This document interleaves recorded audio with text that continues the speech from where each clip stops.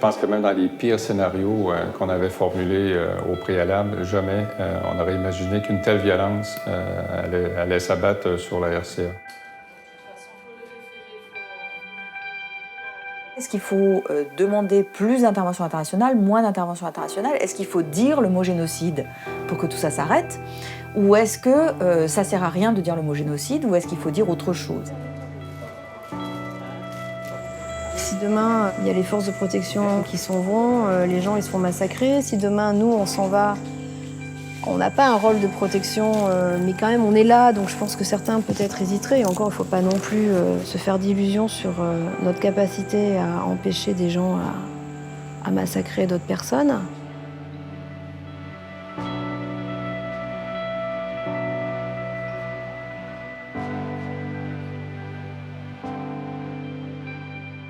Ici à Bangui, c'est maintenant l'heure du couvre-feu. Mais les hommes de la Séléka, ces ex-rebelles qui ont pris le pouvoir en mars dernier, continuent de patrouiller dans les rues, dans des pick-up et armés jusqu'aux dents. Donc la première fois qu'on entend parler des Séléka, c'était en décembre 2012.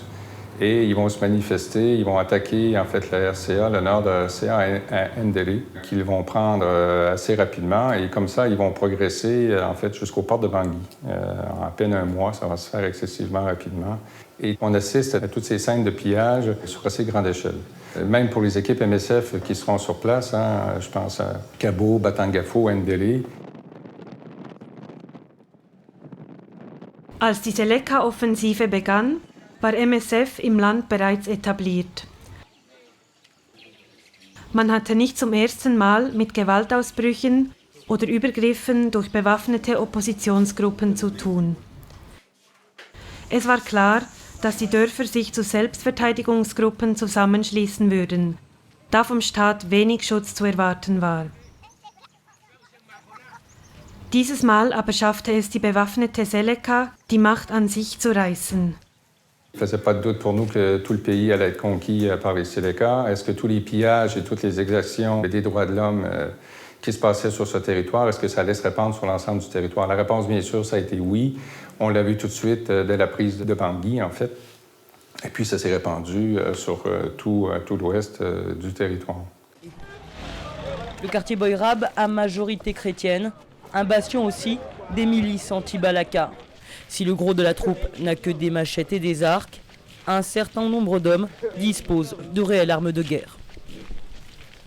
Ce qui va apparaître assez tôt après la prise du pouvoir des Séléka, c'est un peu la polarité qui va s'installer progressivement, mais qui va devenir évidente au fur et à mesure que les exactions des Séléka vont se généraliser. C'est la réponse que les groupes d'autodéfense vont apporter à cette violence-là.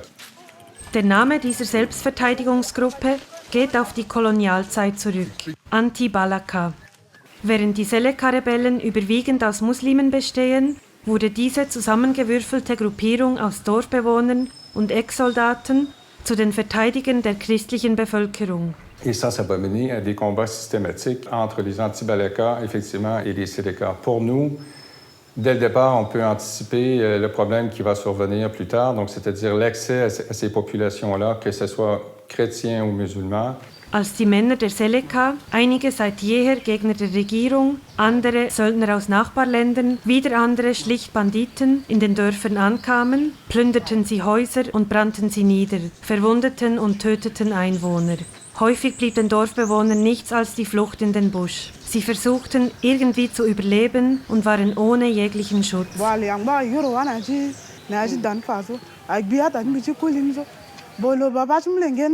Lo pekana jungu dan kae lo rapele teneji lo gaj mule geji kirji tene ni ga wala ala mu i wala I petone ni ga mu ina mlengenzo ala ngba bugi lo bian akanga kampana lo lo ji saranga nguzo ala ngba pika gilo paso biana falo bo kwa usindo so ata jimbi ji koli na koli jimbi ala ngba fala sur place donc ala ga ara gitera arango aga amuini na yakani akiri gitozo ingba idushinga gina che pere ngito zumbi mbiko mbina ngo deja et mbiko ipimba mbiko mbidunga gina yanga che akare ko je usemle nget minzo lo nando shi atalo so bidulo gina yanga che akare.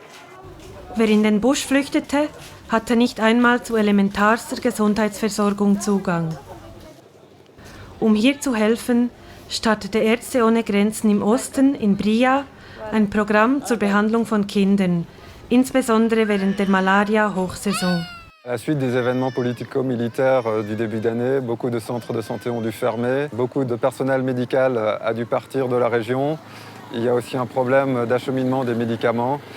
Donc pour certains patients, l'hôpital de Bria est une des rares solutions auxquelles ils ont accès. Der anfängliche Kampf um Macht entwickelte sich zu einem religiösen Konflikt. Die Spannung wurzelt tief in der Gesellschaft.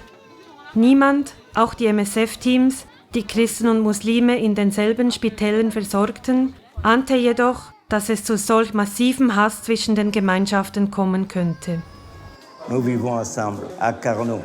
Les collecteurs travaillent avec qui? Avec les chrétiens.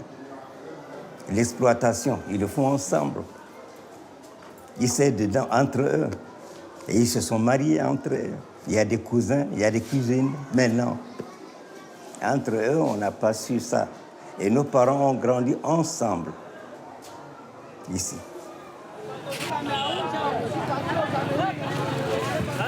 De façon historique, on peut dire, oui, il y a des communautés chrétiennes, des communautés musulmanes, ils ont toujours bien vécu ensemble, mais force est de constater que la majorité de la communauté musulmane est plus au nord et au nord-est et sinon à l'est, que du point de vue politique, le pouvoir politique a toujours été aux mains, entre guillemets, de présidents, si on peut dire président ou dictateur, mais chrétiens, et que le pouvoir économique, lui, était grosso modo plus managé par les musulmans.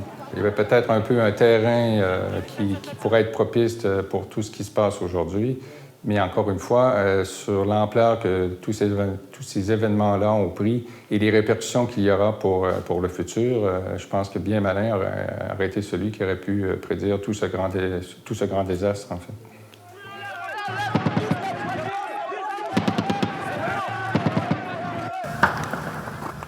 Des rafales d'armes automatiques continuent de retentir à Bakongo. Depuis les premières heures du jour, la capitale centrafricaine est en état de siège. À quelques mètres de nous, plusieurs détonations, sans doute d'armes lourdes. Selon la version officielle, des mercenaires chrétiens fidèles à l'ancien président Bozizé auraient fait incursion en différents points de la ville alors que Bangui dormait encore. Beschuss durch automatische und schwere Waffen, Machetenangriffe. Die Gewalt durch beide Gruppierungen nimmt zu. Zu der Zeit war bereits ein MSF-Team in Bangui im Einsatz. Es war ins Gemeindespital gezogen, für den Fall, dass die Gewalt weiter aufflammen sollte.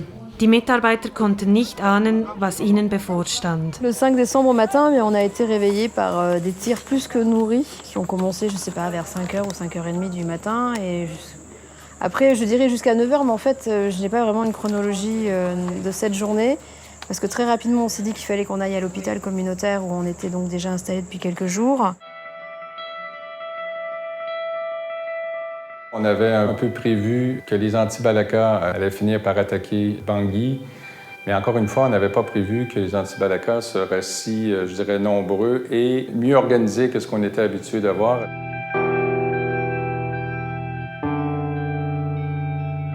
On a vérifié qu'on pouvait aller à l'hôpital communautaire en termes de sécurité, qu'il n'y avait pas des Séléka partout dans la ville qui nous empêchaient de passer. Ensuite, on a passé notre journée à l'hôpital à essayer de gérer la situation et l'afflux de blessés. On mettait les nattes là, par terre, pour mettre les blessés là-dessus. On mettait tout juste là, un passage là au milieu, pour pouvoir permettre aux médecins de circuler et apporter des soins à ces blessés-là. Donc, on a vu des gens arriver, macheter, des membres coupés, avoir des têtes, etc. Donc, c'était pas, pour les équipes, c'était encore une fois assez difficile. Et je pense que c'est ça, moi, qui m'avait le plus frappé lors de ces journées-là. En fait, le 5 décembre, on a tous été pris au dépourvu. Je crois qu'on a reçu 120 blessés. Le propre de ces situations, on se retrouve à l'épicentre des violences comme ça, au moment où l'histoire se passe, c'est que les événements vont quand même très très vite. Donc on est très très vite un petit peu en train d'essayer de s'organiser en même temps que l'histoire avance. Et on est au milieu de cette histoire et on n'arrive pas nécessairement toujours à bien qualifier les faits, à anticiper non plus. L'intégralité de la panoplie des violences se déploie et on est confronté à une violence d'une très très grande ampleur, mais surtout polymorphe, c'est-à-dire des affrontements à la fois entre des groupes armés, entre des milices et des groupes armés, entre des civils et des groupes armés, entre des civils et des civils. Il est évident que le travail des MSF, c'est de faire des typologies de violence. Parce que quand on est acteur de terrain, on doit justement être capable d'adapter les secours, d'adapter aussi les positionnements publics à la réalité du diagnostic qu'on pose sur la violence. Ein Auslöser für das Aufflammen der Gewalt war die Ankunft der französischen Armee in Bangui, die den Auftrag hatte, die Seleka zu entwaffnen. Das bedeutete, dass die muslimische Bevölkerung, die als Ganze mit der Seleka assoziiert wird, wehrlos der Rache der Anti-Balaka ausgesetzt war. Il y avait des choses qu'on comprenait petit à petit, les quartiers musulmans qui étaient plus ciblés, les quartiers de la ville qui bloquaient, des barricades qui s'installaient ici ou là. Donc on arrivait à lire au fur et à mesure que les événements se passaient, mais avec toujours un petit peu de retard, et ce qui est encore une fois complètement normal dans ce type de situation où quand même tout est assez chaotique. À chaque instant, la haine peut exploser. À la sortie du camp, la foule vient de lyncher cet homme, un musulman. Ici, c'est la première fois, et c'est la réflexion qu'on se faisait avec l'anesthésiste qui était avec moi, qui avait fait aussi pas mal d'émissions MSF et qui nous a dit, finalement, j'ai vu quelque chose que je n'avais jamais vu jusqu'à maintenant. On était au cœur de la zone de combat. On n'était pas, nous, directement menacés par les combats, mais on était quand même entourés de combats. On entendait des tirs la journée, la nuit. Dans le même hôpital, on accueillait des blessés de tous les bords. Donc on a eu des équipes qui ont dû s'interposer physiquement entre différents patients ou différentes familles de patients. Donc c'était quand même un quotidien très lourd, très fatigant pour les équipes et qui, là aussi, n'aide pas à la prise de recul et prise de distance pour essayer d'analyser un petit peu à froid ce qui était en train de se passer. Peut-être je peux lui faire du tramadol en attendant miel pour la douleur. Hein, ça tient pas bien, on va mettre un bandage. Alors, est-ce que vous pouvez vous soulever un petit peu? Non, on dit qu'il y a une balle ici, 2 balles là, dans le bras. De toute façon, il faut le référer, on peut mettre les deux dans l'ambulance en même temps. La première chose qui était symptomatique, c'est que l'État était totalement absent. Si on fait le parallèle avec le Rwanda, c'est un génocide qui est organisé par l'État. Tout l'appareil d'État, toute l'armée. Là, en RCA, l'État, l'armée nationale sont totalement absents. Alors on parlait de chaos. Que ce soit pour l'action humanitaire ou pour la responsabilité criminelle, l'enjeu est toujours de savoir, est-ce qu'il y a quelqu'un qui contrôle et qui donne des ordres et qui peut donner des ordres positifs ou négatifs, ou est-ce qu'on est devant des phénomènes totalement spontanés et immaîtrisés? Ça change complètement les choses. Et là-dessus, on a eu beaucoup de mal. Die Einwohner von Bangui flohen in Panik vor den Massakern aus ihren Quartieren. Zehntausende suchten Zuflucht beim internationalen Flughafen der Stadt, der von der französischen Armee bewacht wurde. Dort erhielten sie kaum humanitäre Hilfe. Ihre Häuser und ihr Besitz wurden geplündert. On essaie de faire de notre mieux, mais on est débordé. 35 000 personnes, on ne s'en sort pas tout seul. Il faut venir nous aider là. Ils sont où les autres? Je ne comprends pas. On est juste à côté de l'aéroport. C'est pas comme si on peut ignorer cette... Enfin, on sait qu'ils sont là quand même. C'est l'aéroport de la capitale.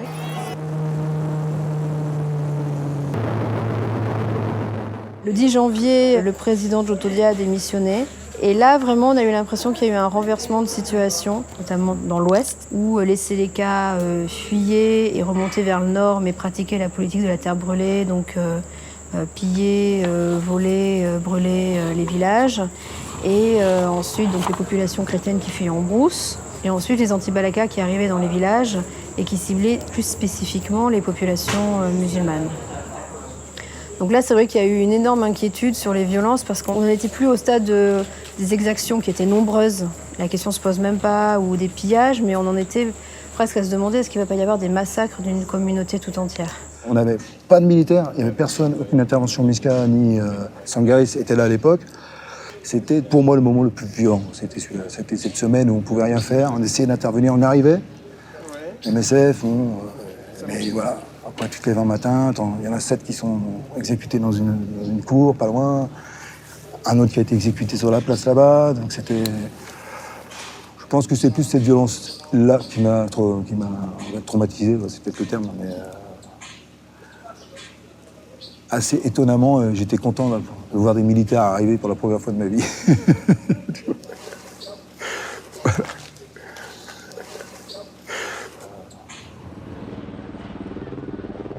La force Sangaris a sorti l'artillerie lourde, à chaque carrefour des blindés, dans chaque ruelle des hommes à pied. Beaucoup parmi nos équipes disaient que notre communication classique en demandant la sécurité des structures hospitalières et en négligeant tout le reste des populations ne tenait pas la route. Et ils expliquaient que la manque des troupes étrangères en charge de mettre de l'ordre dans le pays était la cause de ce désordre. Et même certaines sur le terrain insistaient que MSF, l'institution, doit publiquement faire appel à des troupes étrangères supplémentaires pour établir l'ordre dans le pays. Innerhalb von Ärzte ohne Grenzen begann man sich Fragen zu stellen. Trotz der negativen Auswirkungen der Entwaffnung durch die französische Armee beobachteten die Teams verschiedentlich, dass die Präsenz internationaler Kräfte, sei es die französische Sangaris oder die afrikanische MISCA, half, Massaker zu verhindern. Ist es hier die Rolle von MSF, öffentlich stärkere Militärpräsenz einzufordern? Par exception, on ne fait pas appel aux armes. On ne sait pas les conséquences d'une intervention militaire dans tel ou tel pays. C'est vrai que de temps en temps, des interventions étrangères militaires ont donné des résultats corrects, mais souvent aussi, ça se passe mal. In den verschiedenen MSF-Einsatzzentren wurde diskutiert. Die französische Sektion stellte den Einsatz internationaler Streitkräfte in Frage, da diese klar nicht in der Lage waren, die muslimische Bevölkerung zu schützen. Nach der Eroberung von Bangui breitete sich die Gewalt im ganzen Land aus und zwang die Muslime dazu, sich in Enklaven zu versammeln. In Moscheen, Kirchen, einem Hangar im Flughafen von Bangui. Jeder Ort, der von internationalen Bewaffneten bewacht war, wurde zum Fluchtort, den man nicht verlassen konnte, aus Angst, getötet zu werden. Pécassin, qui est un quartier qui mélangeait les chrétiens et les musulmans, c'était un quartier très commercial de Bangui, où là, la minorité musulmane était massivement groupée au sein de la mosquée centrale de Bangui. Et donc, on a cette image à la fois d'une situation totalement absurde et très violente, de gens qui sont enfermés dans leur quartier, qui sont devenus des étrangers dans leur pays, qui sont devenus des indésirables dans leur ville. Dieselbe Situation in Garno im Westen des Landes. Seit die Seleka Ende Januar verdrängt wurden, ist die Stadt unter Kontrolle der Anti-Balaka. Die Muslime müssen in der katholischen Kirche Zuflucht suchen. Depuis déjà le départ des Seleka, les musulmans inquiets commençaient déjà à cogner à la porte de la paroisse et je ne peux que leur ouvrir. Ça date presque d'un mois qu'on est dans cette situation. Avec l'arrivée de nouveaux groupes d'anti-Balaka violents, tout le monde avait peur. D'abord, ils sont allés 8, ensuite 13, ensuite 50, 150. Aujourd'hui, on est à plus de 1035 personnes qui habitent dans l'église catholique. Vraiment, le début n'a pas été facile quand j'ai commencé à accueillir la communauté musulmane dans ma paroisse. J'ai été menacé à coups de fusil par 3 fois, même mis à genoux. C'est des anti-Balaka que j'ai reçu des menaces. Et je vous assure qu'à un certain moment, j'étais obligé d'écrire rapidement mon testament parce que je savais que ça devait finir très mal d'un moment à l'autre. Et c'est pour vous dire que les sangaristes se sont joints à leurs frères Muska et nous dormons. Sans cela, l'initiative que les anti-Balaka ils ont pris vis-à-vis de nous, on ne sait pas où ça devrait s'arrêter. je voulais, parce que là, il saigne vraiment. Je voulais faire un peu l'hémostase. Tu veux prendre?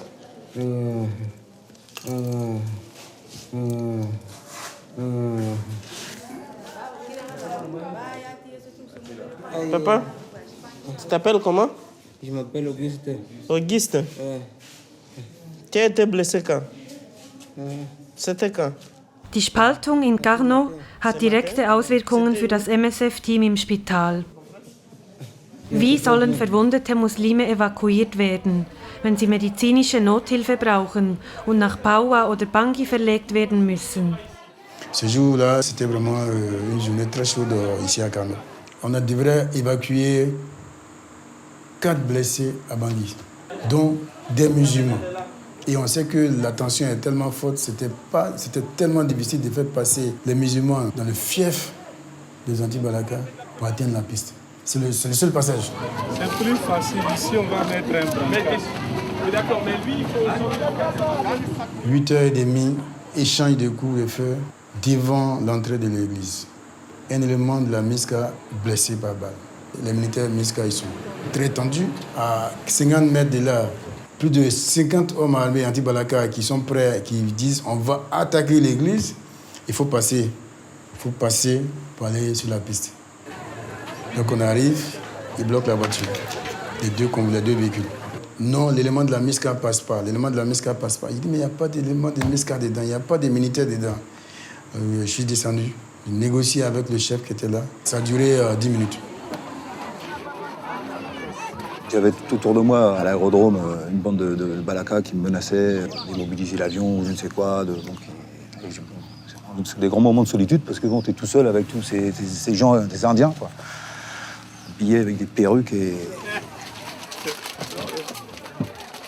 Pendant que ces blessés partaient, je reçois un SMS du médecin référent me demandant il faut qu'on réfère rapidement le militaire parce qu'on est en train de le perdre. Ce jour, ça a été quand même un jour de chance. Parce que c'était un avion qu'on avait loué. Il partait avec les premiers patients à Paua et puis il revenait. Alors il y avait 50 minutes pour convaincre tous ces anti-Balaka. Ah ouais. Et quand je suis arrivé à leur base, ils étaient plus de 300. Tous en armes. Tous en armes. Toujours avec cette pression que les anti-Balaka cherchaient ce militaire. Alors on a réussi à passer par la fameuse petite route, avec une pression au ventre.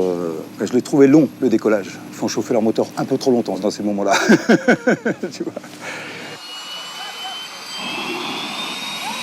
Et le soir, on reçoit un coup de fil du Comet qui nous dit le militaire que vous avez référé à Bangui, il pissait du sang. L'artère fémorale pétée, fracture du fémur, artère fémorale pétée.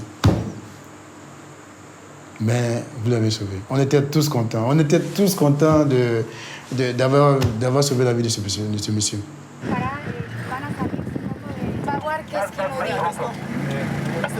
Ok, d'accord. Entre la voiture en marche arrière là. Attention, il va bouger la voiture. Die Teams von Ärzte ohne Grenzen sind diesen Gefahren auf den Straßen gelegentlich ausgesetzt. Die muslimische Bevölkerung hingegen ist es die ganze Zeit. Sur des endroits comme Bozoum par exemple, où on faisait des consultations dans le quartier musulman, certaines personnes qui avaient besoin d'hospitalisation ont été soignées sur place parce que ces personnes ne voulaient pas aller à l'hôpital de peur d'être attaquées, d'être tuées sur le chemin. C'est un petit peu aussi la même configuration sur la grande mosquée à Bangui, où les hospitalisations en dehors pour la chirurgie des cas spéciaux se font sur place s'il y a besoin. Les peurs des musulmans étaient d'une part dues au traumatisme et au niveau de violence qu'ils avaient subi durant les dernières semaines, mais aussi dues à un risque réel d'être attaqués, d'être tués si jamais ils sortaient de leur quartier. Angesichts der Gewalt durch die Anti-Balaka verließen jene Muslime, denen es möglich war, das Land im Konvoi. Ende Februar warteten rund 1000 von ihnen am Flughafen Bangui auf einen Platz auf einem der Laster, die sie in den Tschad oder nach Kamerun bringen würden.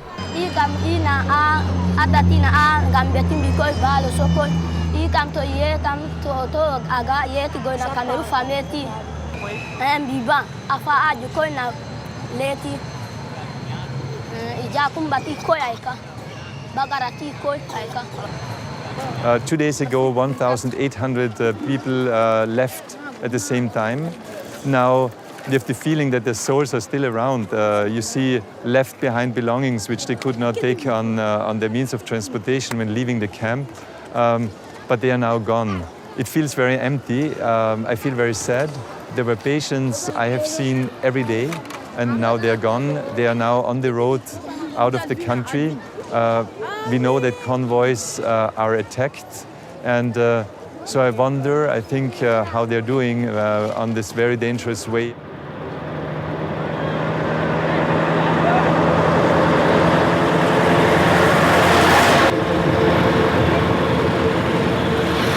Nous, on avait des équipes qui étaient les témoins, enfin aux premières loges, et qui assistaient à cet exode impuissant. C'était tellement rapide, c'était tellement soudain, et ils étaient un petit peu démunis aussi dans la manière de témoigner.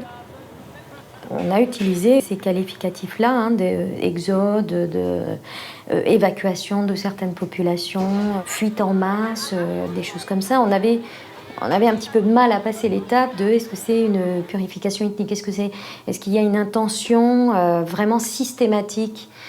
On n'avait pas, encore une fois, suffisamment de recul pour comprendre les dynamiques et l'intentionnalité de ces dynamiques. Et c'est pour ça que c'est important de comprendre. Les gens avaient le choix entre la valise et le cercueil. C'est vraiment comme ça qu'ils ont vécu ces événements. Tout allait très très vite. Bis Mitte März 2014 waren es gemäß den Vereinten Nationen 600.000 Vertriebene im eigenen Land. Fast 300.000 waren in die Nachbarländer Tschad, Kamerun und in die Demokratische Republik Kongo geflohen. In Sido, einem kleinen Grenzort im Tschad, kamen tausende Zentralafrikaner völlig erschöpft von der beschwerlichen Reise an.